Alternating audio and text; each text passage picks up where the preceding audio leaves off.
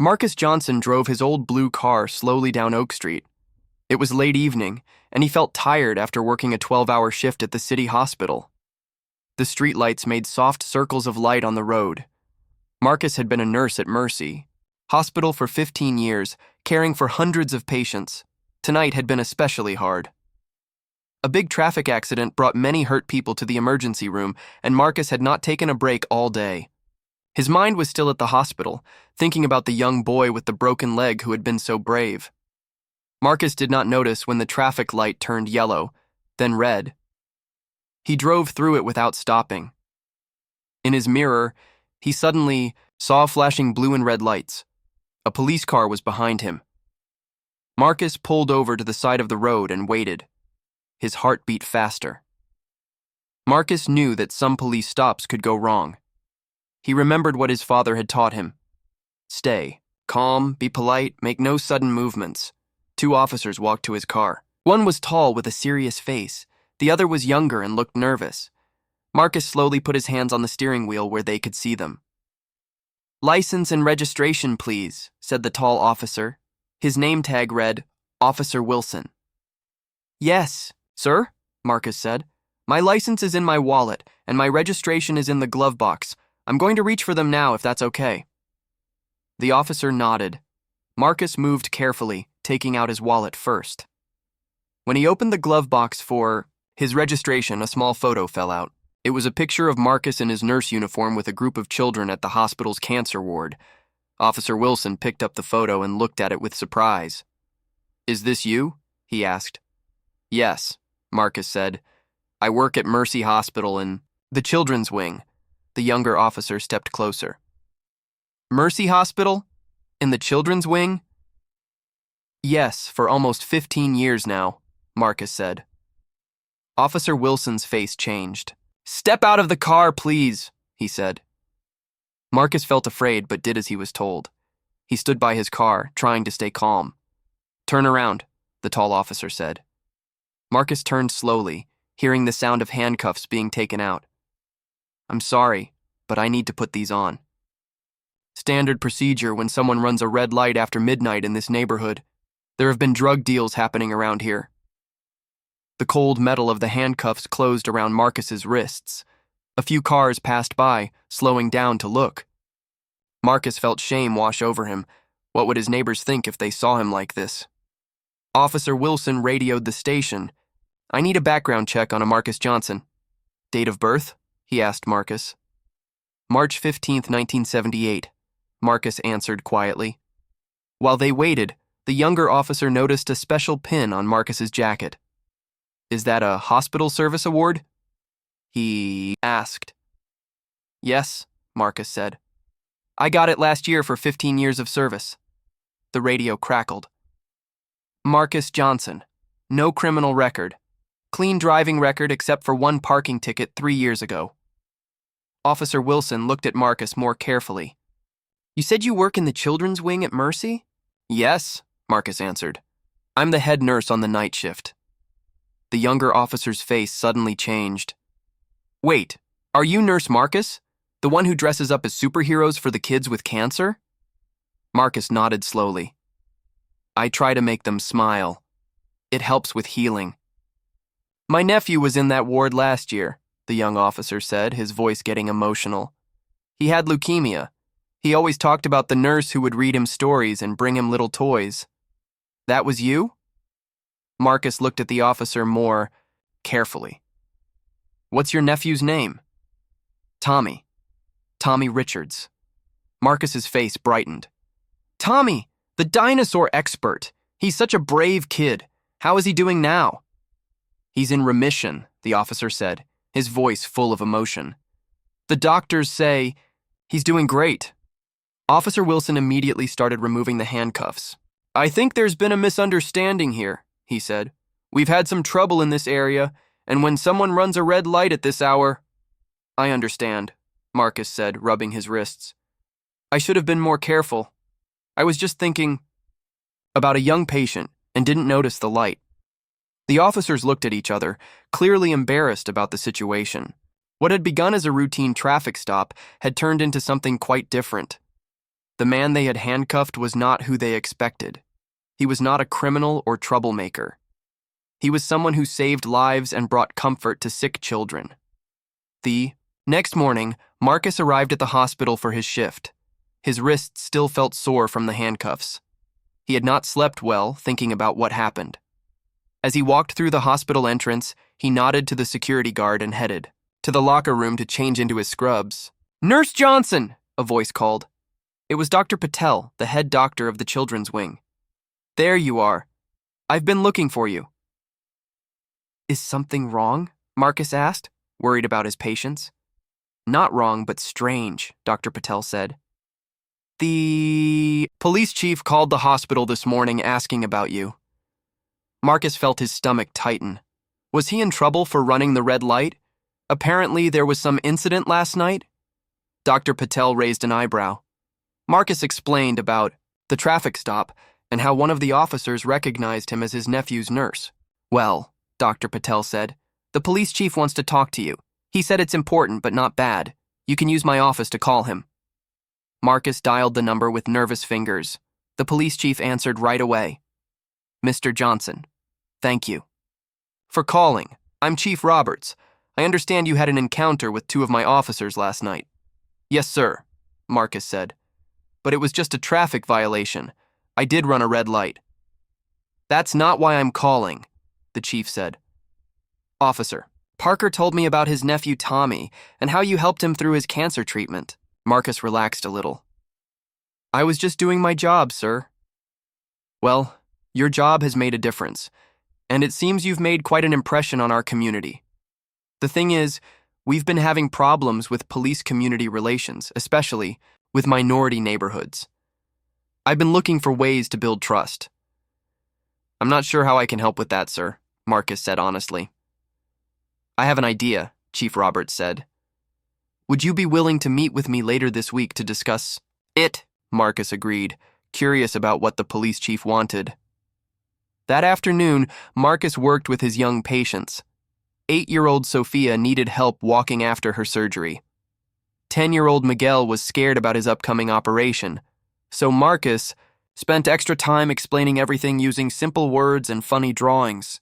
14-year-old Layla was having a bad reaction to her cancer medication, so Marcus held her hand and told her stories until she fell asleep. As he worked, Marcus noticed Officer Parker, the young officer from last night, standing in the hallway. He was holding a teddy bear and looking lost. "Can I help you?" Marcus asked, approaching him. Officer Parker looked embarrassed. I brought this for the kids. My sister made it, and I wanted to apologize again about last night." "That's very kind," Marcus said, taking the teddy bear. "Would you like to meet some of the children?" The officer looked nervous but nodded. Marcus led him to the playroom where several children were doing activities. They looked up when Marcus entered. "Kids, this is Officer Parker. He brought a new friend for our teddy bear family." The children looked at the uniformed police officer with big eyes. A little girl named Maya spoke first. "Are you a real police officer? With a badge and everything?" Officer Parker smiled and kneeled down to her level. "Yes, I am. Would you like to see my badge?" Soon, Officer Parker was surrounded by curious children asking questions about police work.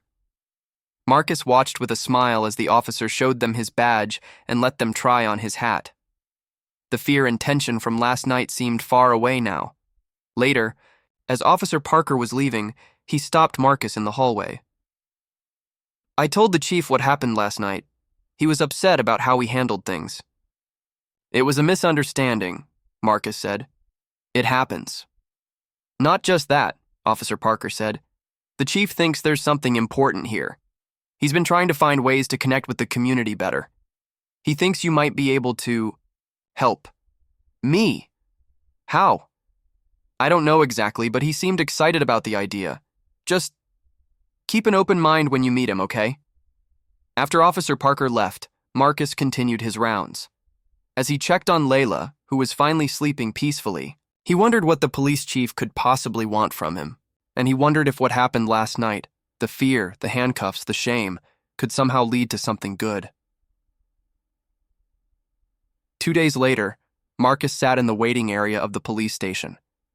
He felt out of place in his casual clothes. jeans, and a button-up shirt.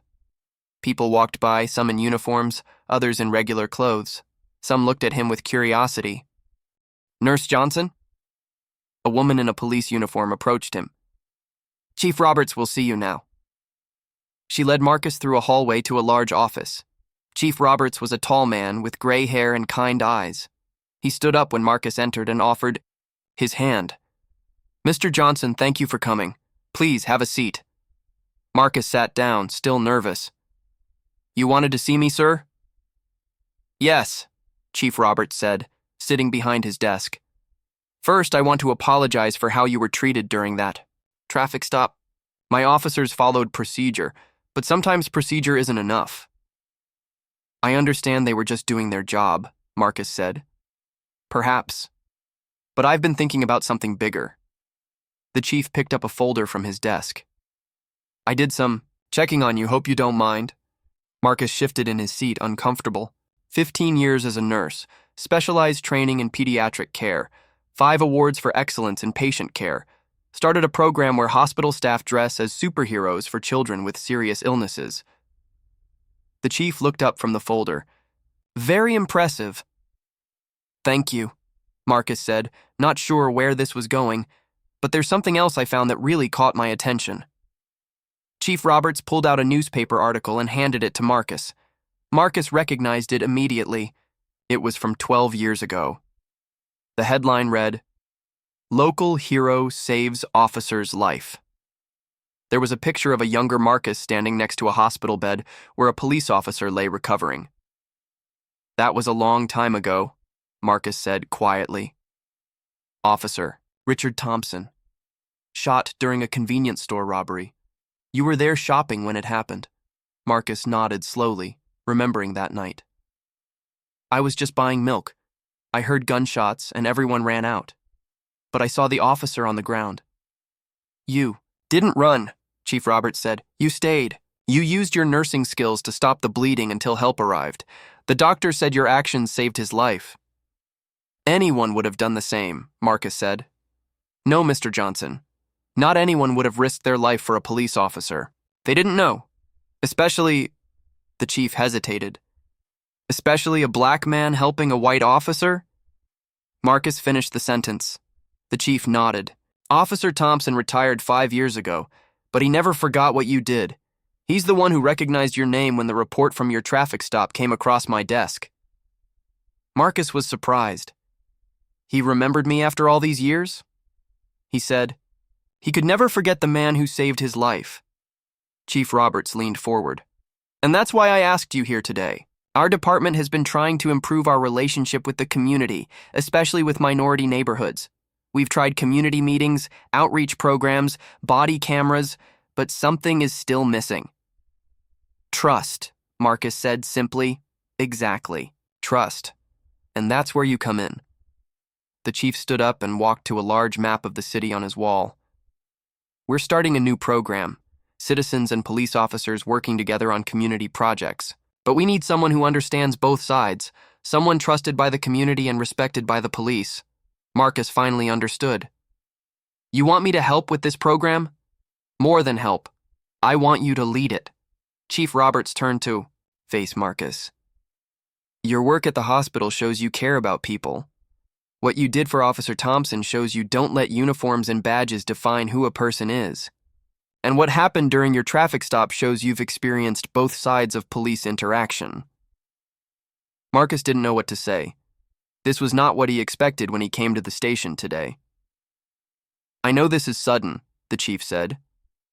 "You don't need to decide right now, but will you at least think about it?" "I will," Marcus promised. "But I have one question. Why me? Why not someone with more experience in community work or law enforcement?" Chief Roberts smiled. "Because sometimes the best bridges are built by people who never planned to be bridge builders, people who just did the right thing when it mattered." As Marcus left the police station, his mind was full of thoughts. He remembered that night, 12 years ago, the wounded officer on the floor of the convenience store, the blood, the fear.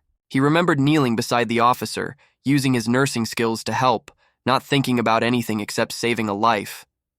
and he thought about the night of his arrest, the cold handcuffs, the shame of standing by his car while people drove by. Two very different encounters with police, 12 years apart. Could he really help build trust between his community and the police? Could the man who was once handcuffed by mistake now help make sure such mistakes happened less often? Marcus didn't have answers yet, but as he drove home, he felt something he hadn't felt in a long time. Hope that maybe, just maybe, things could change for the better. A week passed since Marcus met with Chief Roberts. The offer to lead the community program stayed in his thoughts during his hospital shifts. While changing IV bags and checking vital signs, he wondered if he could really make a difference beyond the hospital walls. One evening, Marcus was on his way to the cafeteria when he passed the hospital waiting room. A local news channel played on the TV. A reporter stood in front of a police station talking about another incident between police and a young black man. The man had been stopped while walking home from work. The situation had gotten out of hand, and now the community was angry. Marcus stopped to watch. He recognized the neighborhood. It was only a few blocks from where he lived. The camera showed people gathering with signs, their faces showing anger and fear.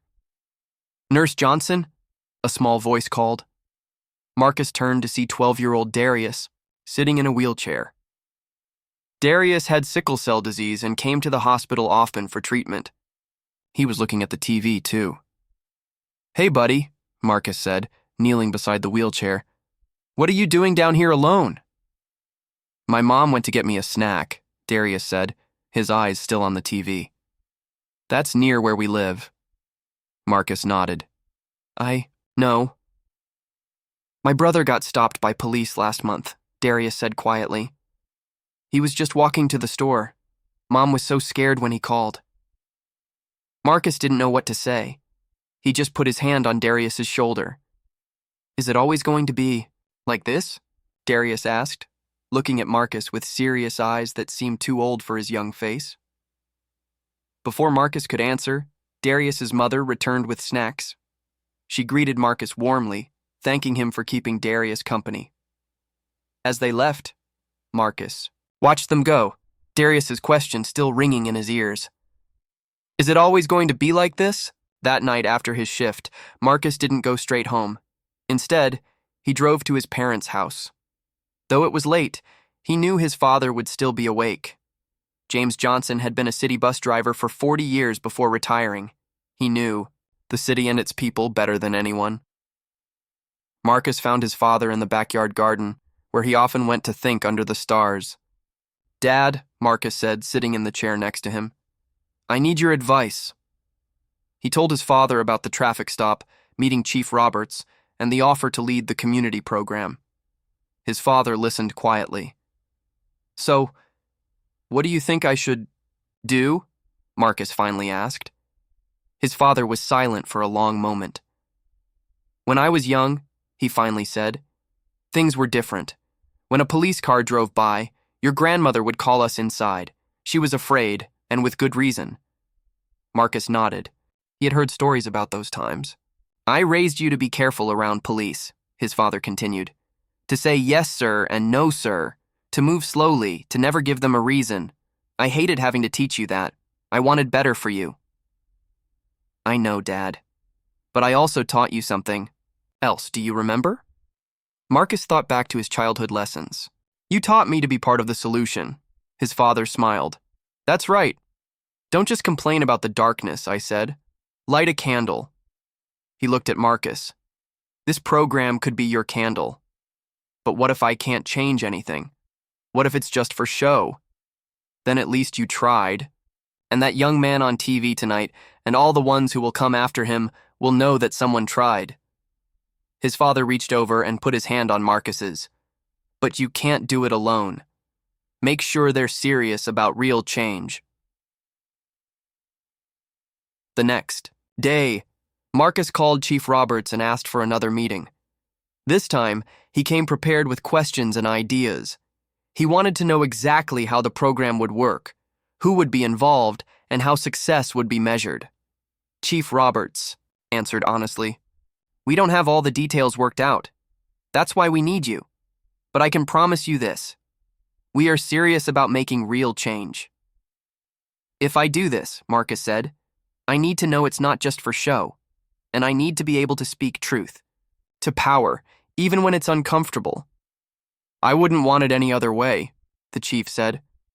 The whole point is to have someone who sees things differently than we do. Marcus thought about Darius's question.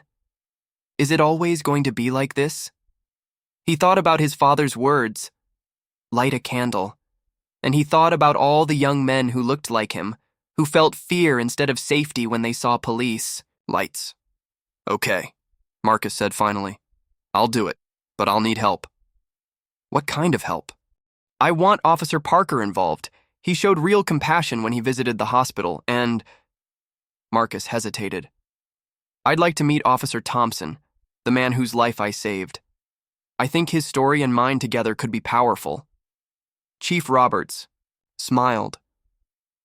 I think that can be arranged. As Marcus left the station this time, he felt both nervous and excited. He was stepping into unknown territory. But he remembered what he always told his young patients when they faced painful treatments. Sometimes the hardest roads lead to the best places. He didn't know if this program would succeed, but he knew he had to try. For Darius, for his father, for his community, and for himself. 3 weeks later, Marcus stood in a community center in his neighborhood. The room was filled with people, community members on one side, police officers on the other. The tension in the air was so thick it seemed hard to breathe. This was the first official meeting of the new Bridge Builders program. Marcus had spent hours preparing for this moment, but now that it was here, he felt nervous. Could he really bring these two groups together? He looked at Officer Parker, who stood against the wall looking as nervous as Marcus felt. On the other side of the room was retired Officer Thompson, the man whose life Marcus had saved years ago. They had met for coffee last week, and Thompson had immediately agreed to help with the program. Good evening, everyone, Marcus said, his voice breaking the uneasy silence. My name is Marcus Johnson. I'm a nurse at Mercy Hospital, and I live right here in this neighborhood. I've been asked to lead this new program called Bridge Builders. He paused, looking around the room. I know many of you are wondering why you should trust this program, why it will be different from other attempts that didn't change anything. A man in the back called out, Yeah, why should we believe anything will change? Marcus nodded. That's a fair question, and honestly, I can't promise that everything will change overnight. What I can promise is that your voices will be heard. Really heard. He looked at the police officers. And I promise you officers that your concerns will be heard too. This isn't about blaming one side. It's about finding common ground. Marcus took a deep breath and decided to share his personal story. He told them about saving Officer Thompson's life and about being handcuffed during the traffic stop. He explained how those two very different experiences had led him to this moment. I've seen both sides, he said.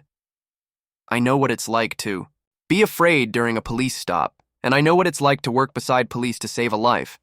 That's why I believe we can build understanding. The room was quiet now. Marcus could see people on both sides listening more openly. Today we're going to do something simple but important, Marcus continued. We're going to talk to each other, really talk and really listen. He explained that they would break into small groups, each with community members and police officers. Each person would share one story, not a complaint or an accusation, but a personal experience that might help others understand their perspective. As people moved into groups, Marcus overheard a police officer say to his colleague, This won't work. They don't want to understand us. And from the community side, a woman whispered, They're not really going to listen to us. Marcus knew this wouldn't be easy. But he remembered Darius's question. Is it always going to be like this? He was determined to try to change the answer. The discussions began awkwardly, but slowly, stories started to flow. A mother talked about her fear when her teenage son didn't come home on time. A young police officer shared the stress of never knowing if a routine traffic stop might turn dangerous.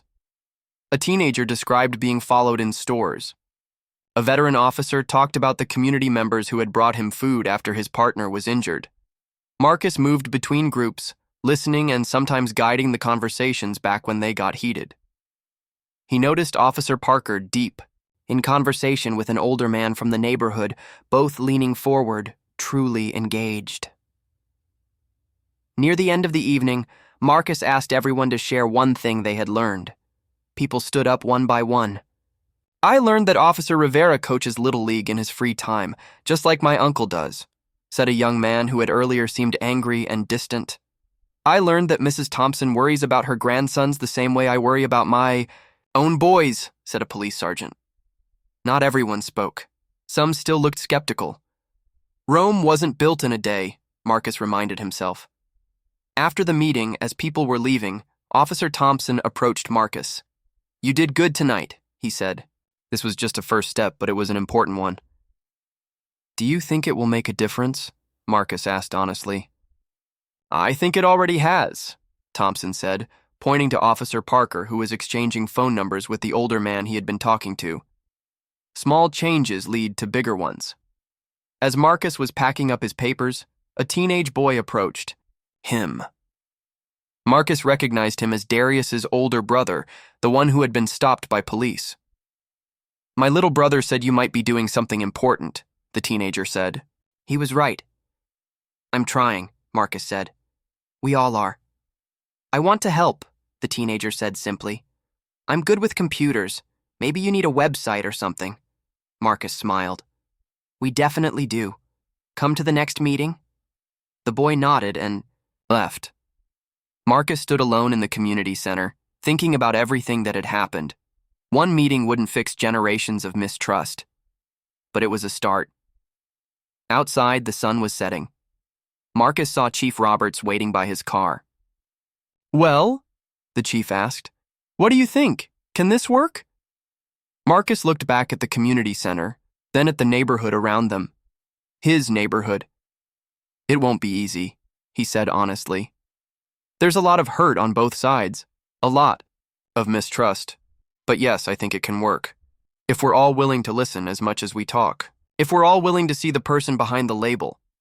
Chief Roberts nodded. "That's all I can ask for. Rome wasn't built in a day." Marcus smiled at hearing his own thought echoed. "No, but they laid the first brick somewhere." As he drove home, that night, Marcus thought about all the stories he had heard. Stories of fear and misunderstanding, but also stories of connection and hope. He thought about the teenager offering to help with a website and Officer Parker exchanging phone numbers. With a community elder, small steps, but steps in the right direction. When Marcus arrived home, he sat on his porch looking at the stars, just as his father often did. His phone buzzed with a text. It was from Darius. "My brother said the meeting was good. Is it always going to be like this? Maybe not." Marcus smiled and texted back, "We're working on it, one day at a time." 3 months passed. The Bridge Builders program had grown from one community meeting to regular events across the city. Marcus still worked his hospital shifts, but he now spent his free time organizing workshops, police ride-alongs for community members, and hospital visits for officers to see the impact of violence firsthand. Not everything was perfect. Some community members still didn't trust the program. Some police officers thought it was a waste of time. But slowly, things were changing. Officers who participated in the program were handling difficult situations better. Community members were more willing to talk to police when problems arose. On a warm Saturday, Marcus was at a community park where Bridge Builders was hosting a basketball tournament. Teams were mixed, police officers playing alongside community members. Officer Parker was there, playing with teenagers from the neighborhood. Children ran around with plastic police badges that officers had given them. Marcus smiled, watching the scene. This was what he had hoped for. People seeing each other as people first, not as uniforms or stereotypes. His phone rang. It was Chief Roberts. "Marcus, we have a situation," the chief said, his voice tense. "There was an incident last night. A young black man was arrested. There's video circulating online that doesn't look good." Marcus's heart sank. How bad is it? Bad enough that people are gathering downtown. I need your help. Within an hour, Marcus was at the police station. Chief Roberts showed him the video. A young man was being arrested, and it looked like the officer used more force than necessary. The man wasn't resisting, but he was pinned roughly to the ground. The officer says the man reached toward his waistband, and he feared he had a weapon, Chief Roberts explained. No weapon was found. Who was the officer? Marcus asked. The chief hesitated. Officer Wilson. Marcus felt like he'd been punched. Officer Wilson was one of the officers who had arrested him that night months ago. He had seemed to support the Bridge Builders program, though he wasn't as involved as Officer Parker. And the young man? Jamal Turner, age 22, works at the grocery store on Elm Street. No criminal record, Marcus thought quickly. I need to talk to both of them, separately. Wilson is on administrative leave. He's in the break room. Turner was released this morning. He's with his family. I need his address, Marcus said. The chief wrote it down. What are you going to do? Try to keep the peace. Try to find the truth. Isn't that what Bridge Builders is about? Marcus spoke with Officer Wilson first. The officer looked tired and worried. I followed procedure, Wilson said defensively. He wouldn't show his hands. I thought he might have a weapon. The video doesn't show that, Marcus said calmly. The video doesn't show everything. It doesn't show what happened before. It doesn't show what I was thinking. Marcus listened as Wilson talked about the pressure of the job, the split-second decisions, the fear. He didn't interrupt or judge, he just listened. Next, Marcus drove to Jamal Turner's home. The young man's mother answered the door, looking suspicious until Marcus explained who he was. Jamal sat in the living room, his wrist wrapped in a bandage. He told his story, walking home from work, being stopped for fitting a description, trying to show his work ID but being thrown to the ground before he could reach it. I wasn't doing anything wrong, Jamal said, his voice shaking with anger and hurt. But it didn't matter. All he saw was a black man in a hoodie. Marcus listened to this story too, with the same open mind he had given Officer Wilson. What happens? Now? Jamal's mother asked. They'll protect their own. They always do. Not this time, Marcus said. I promise you that. But as he left the Turner home, Marcus wasn't sure he could keep that promise. The situation was complicated. Both sides had their truth. And meanwhile, people were gathering downtown, angry about the video. Marcus drove to the gathering. It was growing larger by the minute. Signs were being handed out. Chants were starting. The situation could easily turn bad. He spotted Darius's older brother in the crowd and approached him. Tyler, what's going on here? What does it look like? Tyler said angrily. Same old story. Police brutality and nothing happens. You know, that's not true, Marcus said. Things are changing. Not fast enough, Tyler pointed to the growing crowd. People are tired of waiting. Marcus knew he was right. People were tired of promises and programs that moved too slowly. They wanted justice now. Give me a chance, Marcus said. Just one more chance to make this right. Tyler looked doubtful. What are you going to do? I'm going to tell the truth. Both sides of it. Marcus looked at the crowd. Can you get me a megaphone? Minutes later, Marcus stood on the steps of the community center facing the crowd. He saw anger, pain, and distrust on many faces. He also saw police officers watching nervously from a distance. My name is Marcus Johnson, he began. Some of you know me from the hospital. Some know me from Bridge Builders. Today, I'm here as someone who cares about this community and the truth. He told them about his conversations with Officer Wilson and Jamal Turner. He didn't take sides or place blame. He just shared what he had learned. This isn't simple, he said honestly. There's fear on both sides, misunderstanding on both sides, but there's also hope on both sides. The crowd grew quiet, listening. I've talked to Chief Roberts. He's agreed to release the body camera footage from last night. All of it, not just the part that went viral. He's also agreed to an independent review of what happened.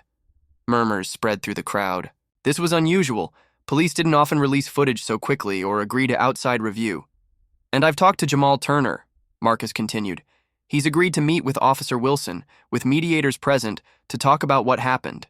To really talk, not to accuse or defend, but to understand. Some people looked skeptical. Others looked hopeful. Marcus saw Tyler watching him intensely. I'm not asking you to go home and forget this happened, Marcus said. I'm asking you to channel your anger into positive action. Join Bridge Builders. Help us make real, lasting change. Because what happened to Jamal Turner shouldn't happen to anyone, and the only way to ensure that is to work together. The crowd didn't disperse immediately, but the mood shifted. People began talking in small groups instead of chanting. Some approached Marcus with questions or offers to help. As the sun began to set, Marcus spotted Chief Roberts walking toward him. The chief looked tired but determined. That was quite a speech, he said. Do you really think this will work? The meeting between Wilson and Turner? I don't know, Marcus said honestly. But we have to try. Bridge building isn't easy. Sometimes the materials are weak. Sometimes the gap seems too wide. But we keep building. The chief nodded. Whatever happens, you've changed things, Marcus. You've shown there's another way. As they stood there, Tyler approached with a group of young people. We want to help, he said simply. For real this time. Marcus looked at the chief, then back at Tyler and his friends. Then let's get to work. 1 year after Marcus was arrested, and the officers were stunned to learn who he was, the Bridge Builders program celebrated its first anniversary. The community center was decorated with photos showing the program's growth and achievements. Marcus walked around, looking at the images, police officers reading to children at the library, community members touring the police academy, a graduation ceremony for the first class of citizen police advisors. Officer Parker coaching a youth basketball team. Officer Wilson and Jamal Turner speaking together at a high school about their experience. That meeting between Wilson and Turner had been difficult. Painful truths were spoken. Tears were shed. But something important had happened. They had seen each other as human beings, not as symbols or stereotypes. Their story had become a powerful example used in police training across the city. Quite a year, huh? Said a voice behind Marcus. He turned to see Chief Roberts, who looked both older and somehow lighter than when they first met. Yes, it has been, Marcus agreed. When we handcuffed you that night, I never imagined we'd end up here, the chief said, looking around the room filled with police officers and community members talking comfortably together. Neither did I, Marcus admitted. But sometimes the worst moments lead to the best changes, the celebration.